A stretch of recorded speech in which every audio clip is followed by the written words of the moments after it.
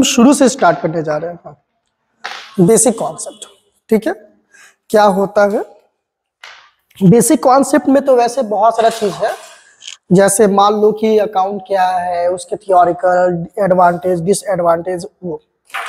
लेकिन आज जो टॉपिक हम लोग शुरू कर रहे हैं वो मेनली उस पर्पज से कर रहे हैं जिससे कि हम जल्द से जल्द क्वेश्चन सॉल्व कर पाए और स्टार्ट कर पाए, क्वेश्चंस बना पाए। जैसे आपका जनरल लेजर है ना, क्योंकि अब एग्जाम है, स्कूल में यूनिट एग्जाम वगैरह भी हो रहा है। थियोरिकल हम लोग धीरे धीरे अलग से करेंगे, लेकिन मेन पहले हम लोग बेसिक्स से स्टार्ट करेंगे, ठीक है। तो हम लोग का जो आज का टॉपिक है क्लासिफिकेशन ऑफ अकाउंट्स, ठीक है। तो हम लोग इन शॉर्टली अकाउंट्स के डेफिनेशन से स्टार्ट करते हैं कि क्या होता है। देखो, वैसे तो अकाउंट्स को अलग अलग तरीके से डिफाइन किया गया है, बट अगर इन शॉर्टली अगर आपसे कोई पूछे या पूछा जाए कि व्हाट इज अकाउंट्स, तो इन शॉर्टली आप कह सकते हो accounts is a specific book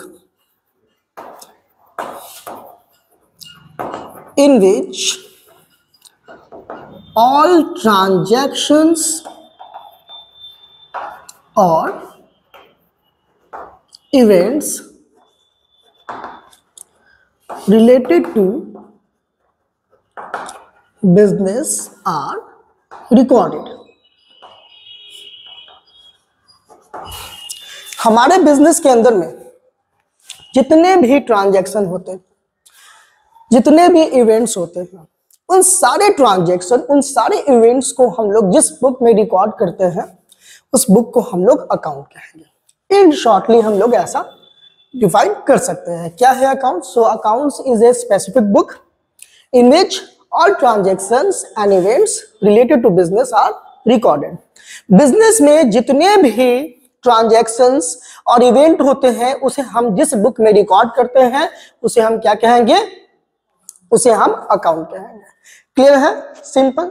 अब बात आती है कि sir what is the meaning of transaction और इवेंट। ये आपने जो बात कही कि जितने भी ट्रांजैक्शन और इवेंट्स होते हैं उसे हम जिस बुक में रिकॉर्ड करते हैं उसे हम अकाउंट कहते हैं। तो अब ये क्वेश्चन आता है कि ये ट्रांजैक्शन क्या होता है ना, ये इवेंट का मतलब क्या होगा सर? तो ट्रांजैक्शंस क्या है? So transactions refers to the exchange of goods और कमोडिटीज, गुड्स और सर्विसेज इन द बिजनेस। यानी बिजनेस में जो भी हम लोग लेन देन करते हैं, बिजनेस के अंदर में जो भी हम लोग खरीद बिक्री करते हैं, ये सारे हमारे बिजनेस के क्या हुआ है? ट्रांजैक्शन हुए। किसी को हमने पैसे दिए, ये ट्रांजैक्शन है। किसी से पैसे लिए, ये सारे ट्रांजैक्शन है। ओके तो ये हो गया हमारा ट्रांजैक्शन। इस ट्रांजैक्शंस को हम लोग जिस बुक में रिकॉर्ड करेंगे उसको अकाउंट्स कहेंगे। मैंने यहाँ पे एक और बात कही है ट्रांजैक्शंस के अलावा कि ट्रांजैक्शंस तो है ही, उसके साथ साथ इवेंट एक मैंने वर्ड बोला। ये इवेंट क्या हो गया?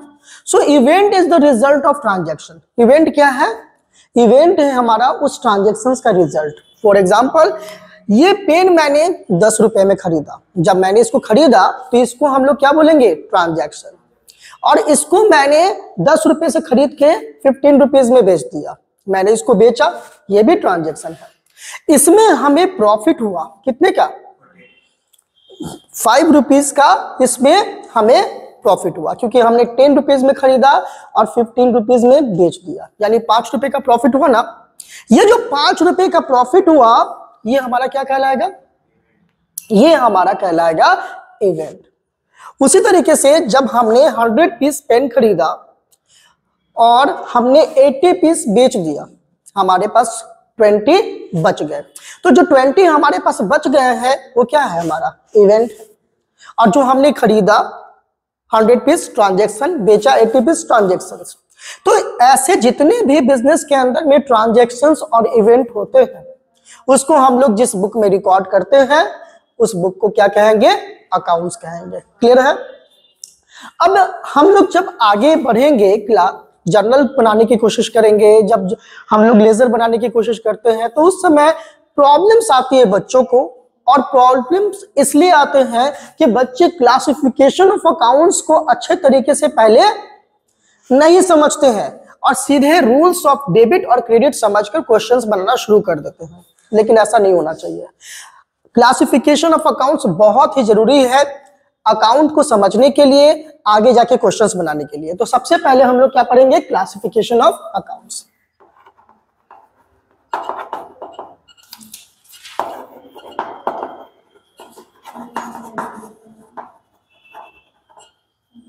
ठीक है, अकाउंट्स को क्लासिफाई करने के लिए दो तरह के अप्रोचेस दिए गए हैं। There are two approaches to classify accounts. Accounts को क्लासिफाई करने के कितने अप्रोचेस दिए गए हैं? टू अप्रोचेस दिए गए हैं। फर्स्ट है हमारा ट्रेडिशनल अप्रोच, इसको हम लोग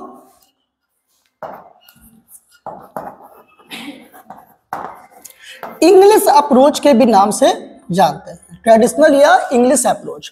और दूसरा जो है हमारा वो है मॉडर्न अप्रोच, या फिर इसको हम लोग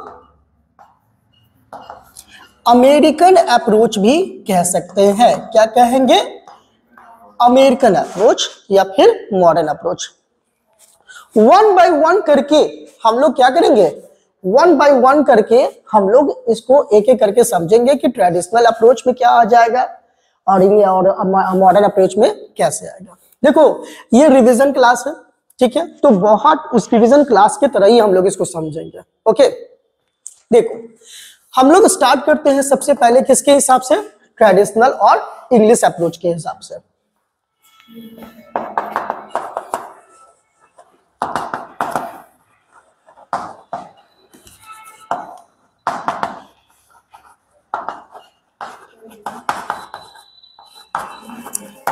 किसके हिसाब से स्टार्ट कर रहे हैं? ट्रेडिशनल और इंग्लिश अप्रोच के अकॉर्डिंग। तो देखो सबसे पहले तो according to this approach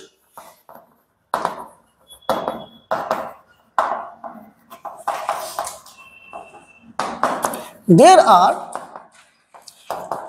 to types of accounts. Accounts को कितने पार्ट्स में डिवाइड किया गया? टू टाइप्स में। अब यहाँ पे स्टूडेंट्स को लगता है कि सर हर जगह तो 3 लिखा हुआ है, आप कैसे 2 बता रहे हैं? तो इसके पीछे देखो क्या है। 3 टाइप्स होते हैं, लेकिन वो 3 टाइप्स 2 टाइप्स से जाकर बनता है। कैसे? तो सबसे पहले जो अकाउंट्स को क्लासिफाई किया गया वो है हमारा personal account and second is impersonal account. इस तरीके से 2 पार्ट्स में डिवाइड किया गया। फिर इसको और इजी बनाने के लिए हमने क्या किया? पर्सनल अकाउंट को वैसे ही छोड़ दिया गया था इसको, लेकिन और इजी करने के लिए इस इम्पर्सनल अकाउंट्स को 2 पार्ट्स में आगे जाके डिवाइड किया गया और एक बना हमारा रियल अकाउंट और सेकेंड जो अकाउंट बन जाता है वो है नॉमिनल अकाउंट। यानी सबसे पहले अकाउंट्स को 2 पार्ट्स में डिवाइड किया गया है, एक है पर्सनल अकाउंट और दूसरा है इम्पर्सनल अकाउंट। पर्सनल अकाउंट को वैसे ही छोड़ दिया गया, लेकिन इम्पर्सनल को 2 पार्ट्स में जाके डिवाइड कर दिया गया। एक हमारा हो गया रियल और दूसरा हो गया हमारा नॉमिनल। अब जब इस तरीके से हो गया है तो इस बेसिस पे हम कह सकते हैं so now we can say that there are 3 types of accounts। अब हम कह सकते हैं कि अकाउंट्स के कितने टाइप्स हो गए? 3। First is personal account, second is real and third is the nominal account. ये 3 तरह के अकाउंट्स हो गए, personal, real and nominal. Clear है? ठीक है, अब हम लोग 1 बाय 1 करके जानेंगे कि पर्सनल अकाउंट क्या है, उसके कितने टाइप्स होते हैं, फिर रियल के बारे में जानेंगे, फिर नॉमिनल के बारे में जानेंगे। ओके,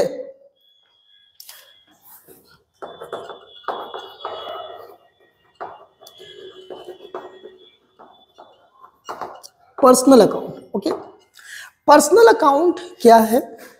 सो इन शॉर्टली हम लोग कह सकते हैं पर्सनल अकाउंट के बारे में कि those account which are directly or indirectly related to person or firm। जितने भी अकाउंट है जो कि डायरेक्टली या इनडायरेक्टली किसी भी पर्सन या किसी भी फर्म से रिलेटेड होते हैं, उसको हम लोग पर्सनल अकाउंट कहेंगे। इसको हम लोग ऐसे भी कह सकते हैं, समझ सकते हैं कि वे सारे अकाउंट जिसमें किसी पर्सन का नाम आ जाए या फिर किसी बिजनेस का नाम आ जाए, उसको हम लोग पर्सनल अकाउंट कहेंगे। For example, Ram's account. देखो ये राम जो है ये क्या है? ये एक पर्सन का नाम है। अगर वही हम बात करें राम एंड कंपनी, ये क्या हो गया हमारा? ये एक बिजनेस का नाम हो गया। तो चूंकि हमने यहाँ पर क्या बोला, चाहे वो डायरेक्टली पर्सन से रिलेटेड हो और फर्म से, या फिर इनडायरेक्टली, वो हमारा पर्सनल अकाउंट होता है। तो Ram account, Ram's and company account, Shyam account, Mohan account, ये सारे बिजनेस में ये सारे पर्सन के नाम है। तो ये हमारे पर्सनल अकाउंट तो हो ही गए हैं। साथ में जितने भी बिजनेस का नाम होगा, जैसे मान लो कि राम श्याम प्राइवेट लिमिटेड, ये सो श्याम प्राइवेट लिमिटेड है, ये भी हमारे बिजनेस का नाम हो गया। HDFC बैंक अकाउंट, या अगर सिर्फ बैंक अकाउंट भी लिखा हुआ है तो वो भी हमारा वो पर्सनल अकाउंट हुआ। तो जितने भी पर्सन और जितने भी बिजनेस के नाम के अकाउंट होते हैं वो सारे पर्सनल अकाउंट होते हैं। इसके साथ ही कुछ और भी पर्सनल अकाउंट है जिसको हम लोग क्लासिफिकेशंस के द्वारा समझेंगे। इसको 3 पार्ट्स में डिवाइड किया गया है। There are 3 types of personal account. Personal account के आगे जाकर 3 टाइप्स में डिवाइड कर दिया गया पर्सनल अकाउंट को। फर्स्ट है हमारा नेचुरल पर्सनल अकाउंट, सेकेंड है हमारा आर्टिफिशियल पर्सनल अकाउंट, और जो तीसरा टाइप है उसे हम लोग कहते हैं रिप्रेजेंटेटिव पर्सनल अकाउंट। अब ये नेचुरल पर्सनल अकाउंट क्या हो गया, आर्टिफिशियल क्या हो गया, रिप्रेजेंटेटिव क्या हो गया, इसके बारे में थोड़ा जाने। तो नेचुरल पर्सनल अकाउंट क्या है? सो इसको हम लोग इस तरीके से डिफाइन कर सकते हैं, those account which are direct related to person only। यानी वे अकाउंट जो सिर्फ और सिर्फ पर्सन से रिलेटेड हो, मीन्स जिसमें सिर्फ पर्सन का नाम आए, फर्म का या बिजनेस का नाम नहीं आए, जिसमें सिर्फ पर्सन का नाम आए, उसको हम क्या कहेंगे? Natural personal account. जैसे यहाँ पे हम देखें राम्स अकाउंट, इसमें पर्सन का नाम है, तो ये नेचुरल पर्सनल अकाउंट है। Ram and company, Ram and company में बिजनेस का नाम आ गया, तो ये पर्सनल अकाउंट नहीं हुआ। दूसरा कौन सा हो जाएगा? Shyam account, then Mohan's account, ठीक है। फिर उसके बाद श्याम प्राइवेट लिमिटेड बिजनेस हो गया तो वो पर्सनल नहीं होगा। HDFC बैंक आपका बिजनेस हो गया तो पर्सनल अकाउंट नहीं होगा। तो जो यहाँ पे हम लोग लिखेंगे वो क्या हो गया? Ram's account, Shyam's account, Mohan's account, ये सारे हमारे बिजनेस के अंदर में प्रोप्राइटर्स या फिर किसी आदि भी कोई भी पर्सन हो सकते हैं जो कि बिजनेस से रिलेटेड हो सकते हैं, उसको हम लोग क्या कहेंगे, नेचुरल पर्सनल अकाउंट। सिंपल, जिसमें पर्सन का नाम आए, डायरेक्टली जो पर्सन से रिलेटेड हो, उसको हम नेचुरल पर्सनल अकाउंट कहेंगे। आर्टिफिशियल पर्सनल अकाउंट किसे कहते हैं? Those account which are direct related to firm या बिजनेस, जो कि डायरेक्टली बिजनेस से रिलेटेड होता है, but indirectly related to person also. यानी कि डायरेक्टली वो क्या है, फर्म या बिजनेस से रिलेटेड है, लेकिन इनडायरेक्टली देखा जाए तो वो किसी पर्सन से भी रिलेटेड होता है, किसी पर्सन से भी रिलेटेड होता है। इसको हम लोग ऐसे समझ सकते हैं कि अगर बिजनेस में अगर पर्सन का नाम आ रहा है तो वो नेचुरल पर्सनल अकाउंट, और जब भी किसी भी बिजनेस का नाम आ जाए या बिजनेस के नाम के अकाउंट हो तो उसको हम आर्टिफिशियल पर्सनल अकाउंट कहेंगे। जैसे इसी एग्जाम्पल में हम देख रहे हैं, राम एंड कंपनी, किसी आदमी का नाम तो नहीं होता है राम एंड कंपनी, बिजनेस का ही होता है, तो ये क्या हो गया, आर्टिफिशियल पर्सनल अकाउंट। मतलब पर्सनल अकाउंट ये भी है, पर्सनल अकाउंट ये भी है, लेकिन ये नेचुरल में आ गया, इसको हम नेचुरल पर्सनल अकाउंट कहेंगे, और इसे भी हम पर्सनल अकाउंट कहेंगे, लेकिन कौन सा, आर्टिफिशियल। उसके बाद है same next, Shyam private limited,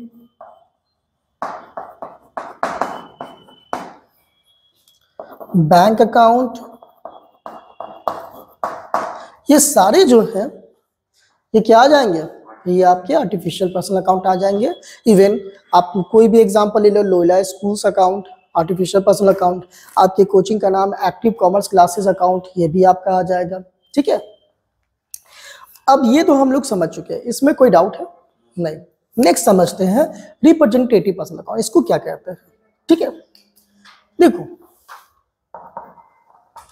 those account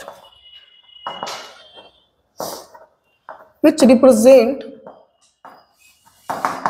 the proprietor or person of the business, वो अकाउंट जो बिजनेस के प्रोप्राइटर को रिप्रेजेंट करता है, मीन्स उसके बदले यूज किया जाता है। रिप्रेजेंट करने का मतलब क्या हुआ, जो उसके बदले यूज किया जाए। जैसे अगर किसी दूसरे के बदले, किसी मेरे बिहाफ में कोई दूसरे कोई आके आपको कुछ बताए, मतलब वो मुझे रिप्रेजेंट कर रहा है ना। तो उसी तरीके से यहाँ पर personal account, representative personal account, हम उस अकाउंट को कहेंगे जो बिजनेस के प्रोप्राइटर के बदले यूज किया जाता हो, जो प्रोप्राइटर को रिप्रेजेंट करता हो, उसको हम क्या कहेंगे, रिप्रेजेंटेटिव पर्सनल अकाउंट। इसका मतलब ये हुआ कि जब भी कोई बुक्स ऑफ अकाउंट्स मेंटेन किया जाता है तो हम देखते हैं, या फिर अभी तक आपने क्वेश्चन अगर सॉल्व किया होगा तो आप देखते होंगे cash account debit to capital account ऐसा लिखने को मिलता है।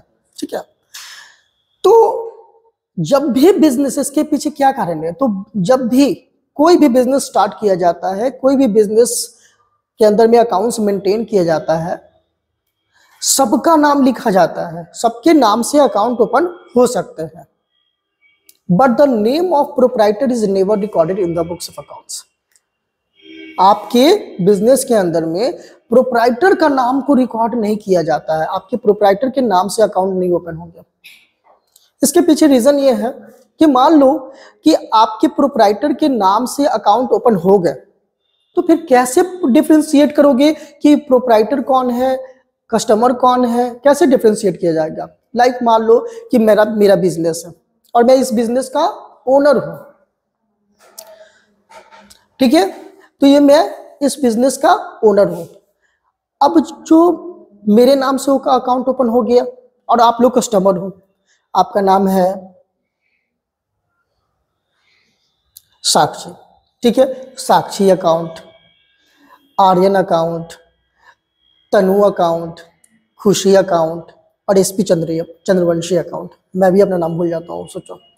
अब यहाँ पे सबके नाम से अकाउंट ओपन हो गया, कैसे पता चलेगा? कैसे पता चलेगा कि इसमें प्रोप्राइटर का नाम, प्रोप्राइटर का अकाउंट कौन है? अगर कोई थर्ड पर्सन देखना चाहे तो इसमें कैसे पता चलेगा कि इसमें प्रोप्राइटर कौन होगा? क्योंकि यहाँ तो सिंपली है, क्या हम लोग टीका लगा देंगे लाल रंग का? नहीं ना, अकाउंट के ऊपर नहीं। तो इसीलिए बिजनेस के प्रोप्राइटर के नाम के बदले हम लोग कुछ और लिखते हैं, यानी बिजनेस का प्रोप्राइटर का नाम नहीं लिखा जाता है। बिजनेस के प्रोप्राइटर के नाम के बदले जिस अकाउंट का यूज करते हैं, जिस नाम से अकाउंट ओपन किया जाता है, उसको हम रिप्रेजेंटेटिव पर्सनल अकाउंट कहते हैं। जैसे कैपिटल अकाउंट। जब भी बिजनेस के प्रोप्राइटर बिजनेस में कोई भी पैसा इन्वेस्ट करता है, जब भी बिजनेस को शुरू करता है, कैपिटल लगाता है, तो उसके नाम के बदले हम क्या लिखते हैं? Capital account. जहां नाम लिखना होता है वहां लिख देते हैं कैपिटल अकाउंट। तो जैसे ही हमने देखेंगे कि यहाँ पर कैपिटल अकाउंट है तो हम लोग समझ जाएंगे, ओ अच्छा, लगता है कि बिजनेस के प्रोप्राइटर ने कुछ लगाया है, दिया है। ठीक है, उसी तरीके से जब भी बिजनेस का प्रोप्राइटर बिजनेस से कुछ भी अपने पर्सनल यूज के लिए निकाल रहा है ना, तो क्या लिखेगा? Drawings account. क्या लिख देगा? Drawings account. तो जैसे ही कैपिटल अकाउंट या ड्राइंग्स अकाउंट आपको लिखा हुआ दिख जाएगा तो आप क्या समझ जाओगे? अगर ड्राइंग्स अकाउंट है तो आप समझोगे कि लगता है बिजनेस के प्रोप्राइटर ने अपने पर्सनल यूज के लिए कुछ विड्रॉ किया है। और अगर कैपिटल अकाउंट लिखा हुआ है तो भी आप समझ जाओगे कि बिजनेस के प्रोप्राइटर ने ही कुछ ट्रांजैक्शन किया है, जिस वजह से कैपिटल अकाउंट लिखा हुआ है। तो ये दोनों ही अकाउंट जो है किसको रिप्रेजेंट कर रहा है? ये दोनों ही अकाउंट जो है बिजनेस के ओनर, बिजनेस के प्रोप्राइटर को रिप्रेजेंट कर रहा है। और जो भी बिजनेस के प्रोप्राइटर को रिप्रेजेंट करता है उसको हम क्या कहते हैं? Representative personal account. लेकिन यहां पर ध्यान देने वाली बात यह है, अनु समझ लो, इसमें तुमको भी काम आ जाएगा।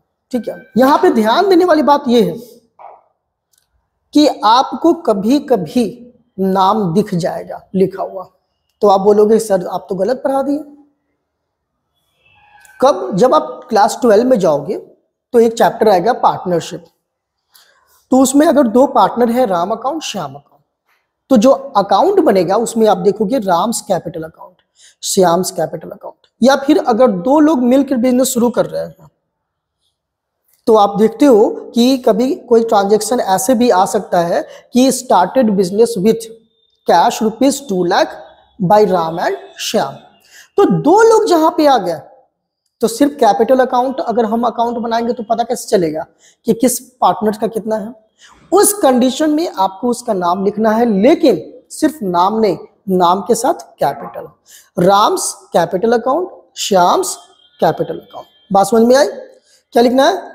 Ram's capital account, Shyam's capital account. किस कंडीशन में? जब दो या दो से ज्यादा लोग मिलकर बिजनेस स्टार्ट कर रहे हैं तब, अदरवाइज सिर्फ कैपिटल अकाउंट ही लिखना है। तो समझ गए कि कैपिटल अकाउंट, ड्राइंग्स अकाउंट क्या है? ओके, क्लियर है? पक्का? चलो, अब यहां पे एक चीज और है जो कि बहुत ही इंपॉर्टेंट है,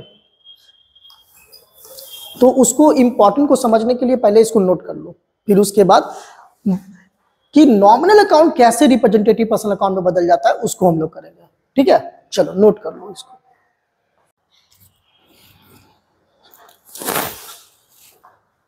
चलो, अभी हमने क्या बात किया? अभी हमने जाना कि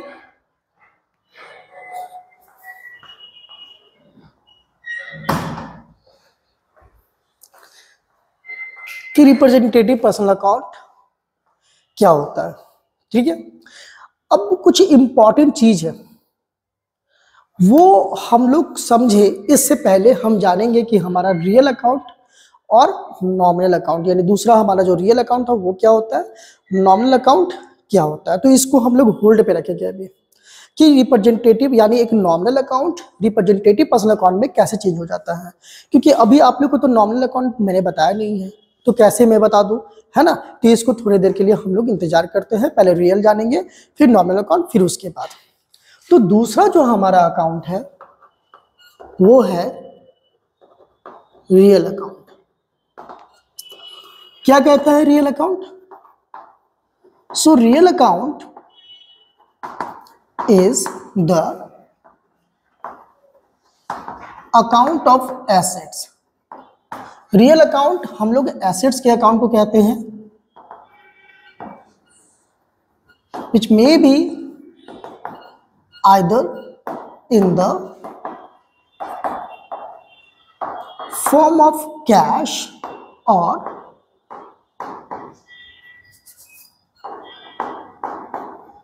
convertible or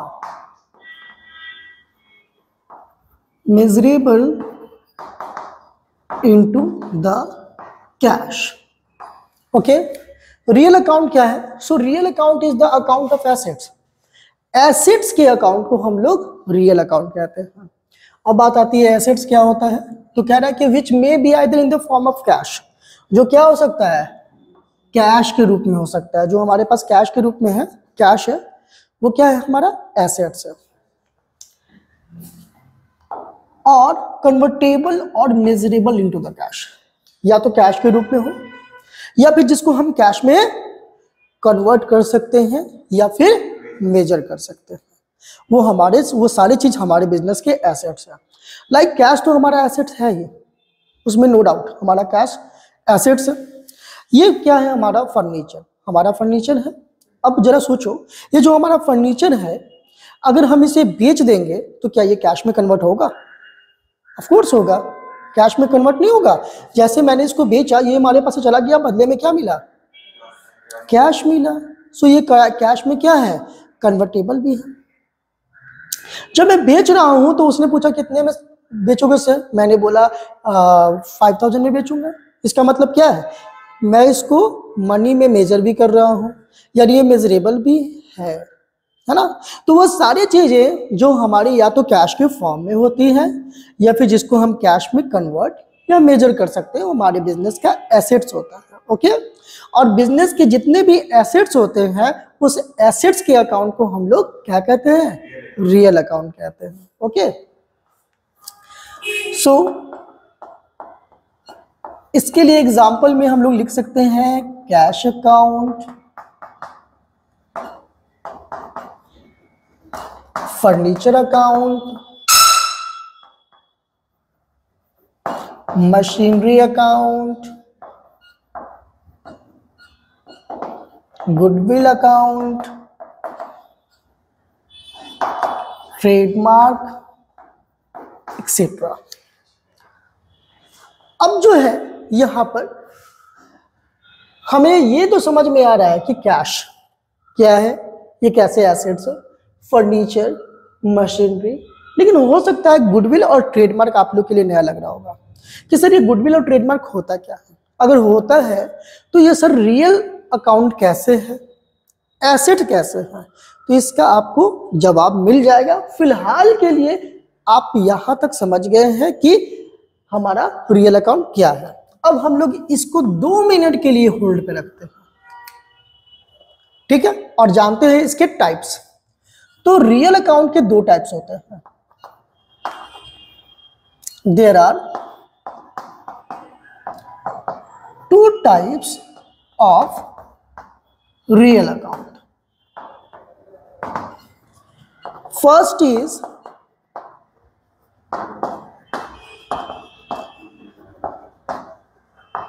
tangible real account and second is intangible real account। अब tangible real account क्या है भाई, तो कह रहा है it is the account of those assets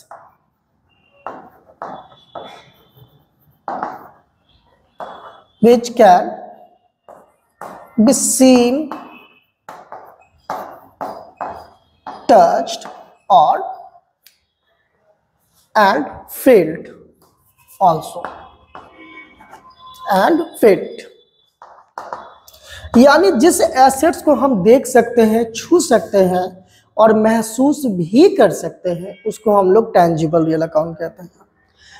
अब हम लोग क्या कर रहे हैं, क्या बोला गया, जिस एसेट्स को देख सकते हैं, छू सकते हैं और महसूस भी कर सकते हैं, उस एसेट्स के अकाउंट को हम टेंजिबल रियल अकाउंट कहते हैं। इसको इस तरीके से भी बोल सकते हैं कि tangible real account is the account of tangible assets. Tangible assets के अकाउंट को हम टेंजिबल रियल अकाउंट कहते हैं, और टेंजिबल एसेट्स हम उस एसेट्स को कहते हैं जिसको हम देख भी सकते हैं, छुआ जा सके और महसूस भी किया जा सके। क्या हम लोग कैश को देख सकते हैं क्या? यस, यानी कैश हमारा क्या हो गया है? Tangible real account. फर्नीचर देख सकते हैं, छू सकते हैं, महसूस भी कर सकते हैं। मशीनरी देख सकते हैं, छू सकते हैं और महसूस भी कर सकते हैं। तो ये सारे क्या हो गए? Tangible real account. हमने यहाँ पे गुडविल और ट्रेडमार्क को छोड़ दिया। 1 मिनट और वेट करिए, 1 मिनट और वेट कीजिए, उसके बाद हम लोग जानेंगे कि क्यों छोड़ा गया और वो क्या होता है। सेकेंड है हमारा इनटेंजिबल रियल अकाउंट। तो कह रहा है it is the account of those assets which can not be seen and touched। जिस एसेट्स को हम देख या छू नहीं सकते हैं बट फील्ड, लेकिन महसूस कर सकते हैं, उसे हम क्या कहेंगे? Intangible real account. इसको हम इस तरीके से भी कह सकते हैं, और intangible real account is the account of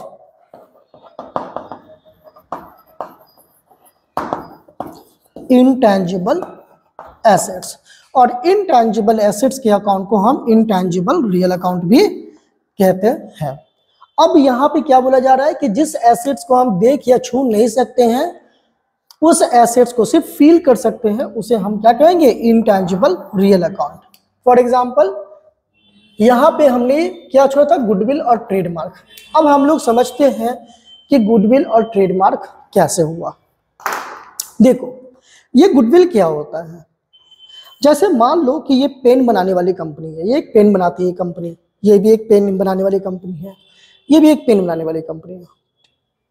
अब ये सारी पेन बनाने वाली कंपनी है, तो एक कंपनी अपनी सेम इंडस्ट्री के साथ अपनी प्रॉफिट का कंपैरिजन करती है कि एक पेन बनाने वाली अगर कंपनी एवरेज इतना कमाती है तो हम कितना कमाते हैं, यानी कि एवरेज प्रॉफिट से वो कितना ज्यादा कमा रही है, जितना ज्यादा अर्न कर रही है प्रॉफिट, इसको वो मेजर करती है।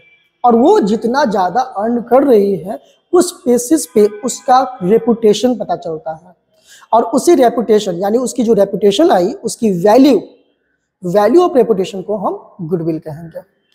अब यहाँ पे जरा सोचो कि क्या हम रेपुटेशन को देख सकते हैं?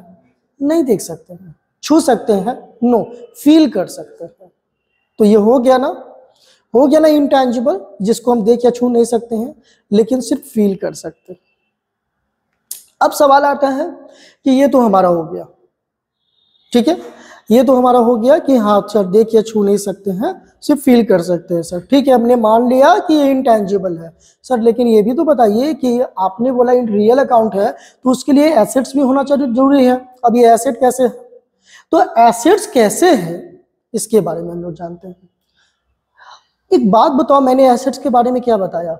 मैंने ये बताया कि जो कैश में मेजर कर सकते हैं, जिसको कैश में कन्वर्ट कर सकते हैं। गुडविल का पता कैसे चला? हम दूसरे बिजनेस के प्रॉफिट के साथ कंपेयर किए, यानी ये कहीं ना कहीं मेजरेबल है ना, तो मेजर कर लिए ना। और जब एक बिजनेस दूसरे बिजनेस को परचेज करती है तो उसके सारे एसेट्स के अब पैसे देने के साथ साथ गुडविल का भी वैल्यू का भी अमाउंट पे किया जाता है, उसको भी परचेज कंसिडरेशन में शामिल किया जाती है। तो जब एक कंपनी को हम खरीदेंगे तो उसकी गुडविल भी हमारी हो जाएगी, बेचेंगे तो गुडविल भी उसकी हो जाएगी, यानी कि ये कन्वर्टेबल है कैश में। तो सिंपल, जो सारी चीज कन्वर्टेबल है इसलिए ये एसेट्स है, और चूंकि इसे हम देख या छू नहीं सकते, सिर्फ फील कर सकते हैं, इसलिए इंटेंजिबल है। इसलिए हम इसको क्या कहेंगे? इनटेंजिबल रियल अकाउंट, यानी कि गुडविल। उसी तरह से ट्रेडमार्क है। ट्रेडमार्क क्या है? ट्रेडमार्क एक प्रकार का चिन्ह होता है, जिसको हम व्यापारिक चिन्ह कहते हैं। जैसे आप देखते होंगे कि अगर कोई प्रोडक्ट जैसे लिखता है वो हमेशा अपने लिखने का स्टाइल चेंज नहीं करता है। लाइक अगर हम सैमसंग की बात करें, सैमसंग हमेशा आप कहीं भी देखोगे ऐसे ही लिखा हुआ मिलेगा। आप अगर उषा कंपनी की बात करेंगे, उषा आपको कहीं भी दिखाएगा लिखा हुआ, आपको इसी तरीके से दिखा हुआ मिलेगा। इसके पीछे एक रीज़न ये है कि कोई दूसरा व्यक्ति सैमसंग या उषा के नाम से बिजनेस तो स्टार्ट कर सकता है, लेकिन जैसे ये लिखता है वैसे नहीं लिखेगा। इसके पीछे रीज़न है ताकि कोई कॉपी ना कर पाए। तो ये तो ट्रेडमार्क है। ये क्या है? ये जो आपको अधिकार दिया गया है कि सिर्फ आप ही लिखना, दूसरा कोई ऐसे नहीं लिख सकता है। मीन्स ये जो क्या हो गया, ये जो अधिकार आपको दिया गया है, क्या अधिकार को हम देख सकते हैं? किसी अथॉरिटी राइट को हम देख सकते हैं क्या? नहीं देख सकते। छू सकते हैं? नहीं, सिर्फ फील कर सकते हैं कि मेरे पास ये अधिकार है। ओके, यानी इंटेंजिबल हो गया। और एसेट्स कैसे हो गया? क्योंकि इसे लेने के लिए एक सर्टेन ऑर्गेनाइजेशन होती है जो कि आपको ये अधिकार प्रोवाइड करती है। बदले में इसके आपको पैसे भी देने पड़ते हैं और बीच बीच में रिन्यूअल भी कराने पड़ते हैं, उसके लिए भी पेमेंट देने पड़ते हैं। तो कहीं ना कहीं इसकी भी कोई ना कोई वैल्यू हो जा रही है, यानी ये भी एसेट्स है। और जब ये भी एसेट्स है तो ये ऐसा एसेट्स है जिसको देख या छू नहीं सकते हैं। आप उसके सिंबल को देख रहे हैं, आपको दिया गया जो अधिकार है उसको आप नहीं देख रहे हैं, इसलिए ये क्या कहलाएगा? Intangible income.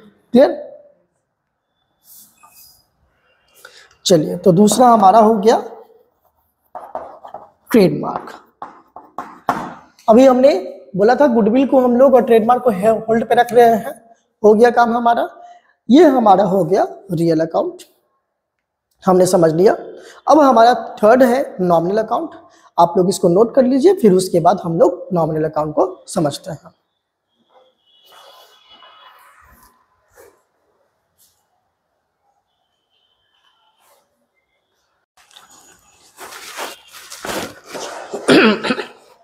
चलो, हम लोग पर्सनल समझ गए, रियल समझ गए अच्छे से। अब तीसरा क्या बच गया हमारा?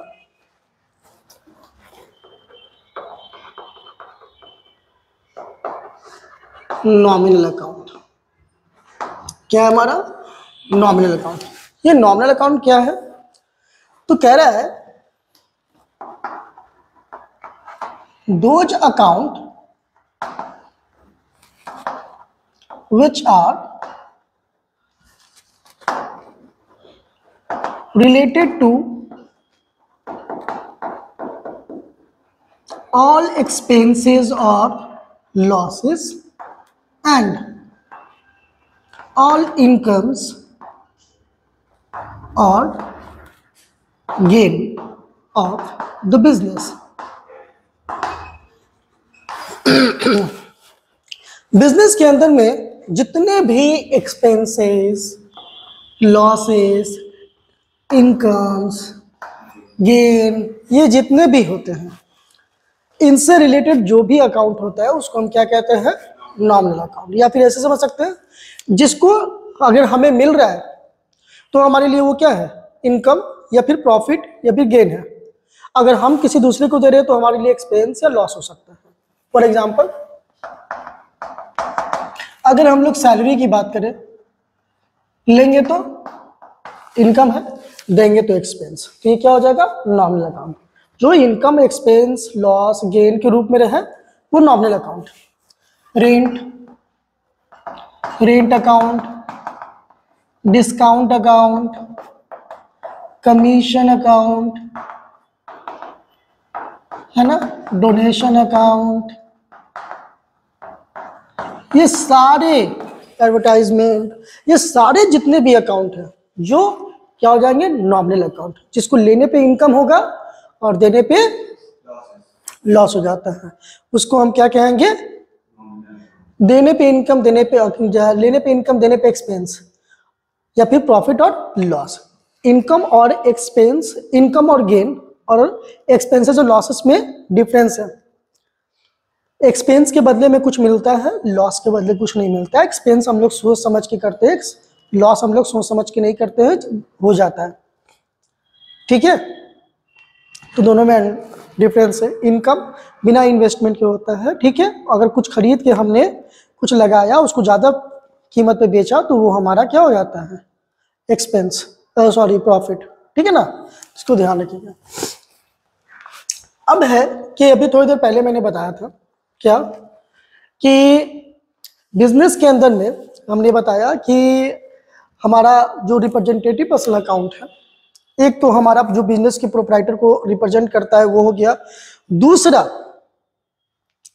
हम लोग नॉमिनल अकाउंट जो हमारे होते हैं वो कभी कभी रिप्रेजेंटेटिव पर्सनल अकाउंट में चेंज हो जाता है। वो कब होता है, कैसे होता है, उसको समझते हैं।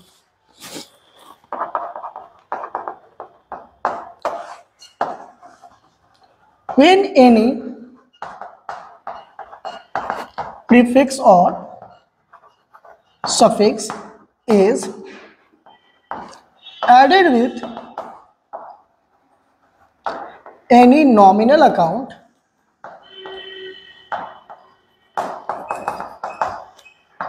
it will get changed into representative personal account. Okay, क्या बोला जा रहा है कि जब भी किसी नॉमिनल अकाउंट के साथ प्रीफिक्स और सफिक्स लग जाए, प्रीफिक्स का मतलब होता है जो आगे लग गया, और सफिक्स का मतलब होता है जो किसी शब्द के बाद लगता है, उसको हम सफिक्स बोलते हैं, और जो पहले लग गया उसको प्रीफिक्स बोलते हैं। तो कह रहा है कि किसी भी नॉमिनल अकाउंट के पहले या बाद में अगर कुछ ऐड हो जाता है, प्रीफिक्स या सफिक्स लग जाता है, तो वो हमारा रिप्रेजेंटेटिव पर्सनल अकाउंट बन जाता है।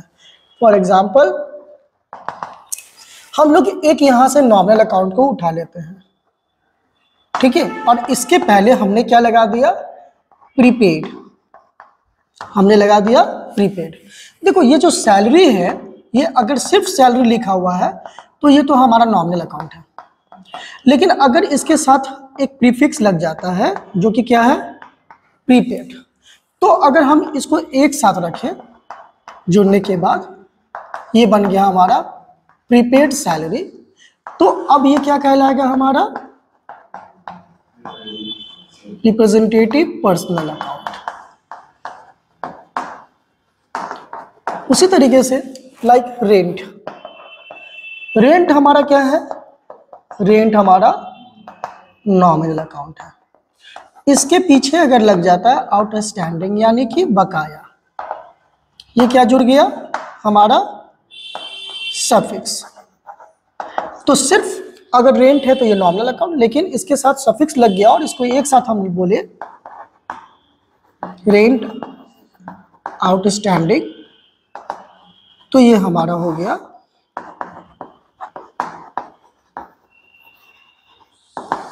रिप्रेजेंटेटिव पर्सनल अकाउंट, ठीक है। उसी तरह से आप और भी ले सकते हो, कमीशन को ले लेंगे इन एडवांस, ठीक है, तो कमीशन इन एडवांस ये भी हो जाएगा। प्रीपेड वेजेस, ऐसे बहुत सारे आपको एग्जांपल्स हो सकते हैं, ठीक है। तो ये आपका classification of accounts according to traditional approach clear हो गया। नेक्स्ट क्लास में हम लोग पढ़ेंगे according to American approach. American approach के अकॉर्डिंग हम लोग किस तरीके से अकाउंट्स को क्लासीफाई कर सकते हैं। जितना इम्पॉर्टेंट ये है उतना ही इम्पॉर्टेंट अमेरिकन भी है, क्योंकि कुछ स्टूडेंट्स को ये ज़्यादा आसान लगता है, कुछ स्टूडेंट्स को अमेरिकन अप्रोच ज़्यादा ईजी लगता है। दोनों को जाना चाहिए। कभी आपको ट्रेडिशनल अप्रोच के अकॉर्डिंग आपको ज़रूरत आ सकती है, कभी आपको अमेरिकन अप्रोच के अकॉर्डिंग समझने की ज़रूरत पड़ सकती है, तो दोनों को जानना बहुत ज़रूरी है। फिर उसके बाद हम लोग जर्नल बनाना सीखेंगे, ठीक है। चलो।